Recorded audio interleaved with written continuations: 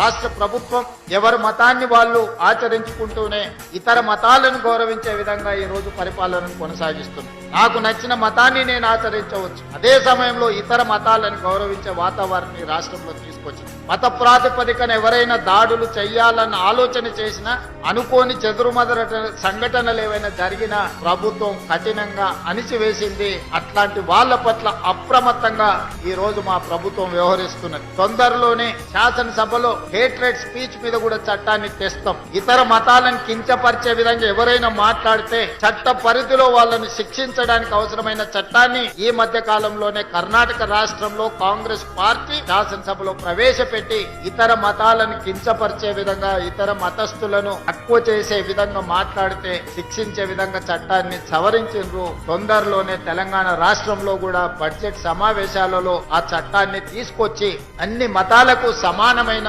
హక్కును, అధికారాన్ని, వాళ్ళ యొక్క మతాన్ని వాళ్ళు ఆచరించే స్వేచ్ఛను తెలంగాణ రాష్ట్ర ప్రభుత్వం అందిస్తుంది అని చెప్పి నేను ఈ సందర్భంగా తెలియజేస్తున్నాను. మీ హక్కులను కాపాడడానికి మేమున్నాం. మీ హక్కులు ఎక్కడైనా భంగం కలిగితే సరిదిద్దడానికి మా ప్రభుత్వం సిద్ధంగా ఉంది.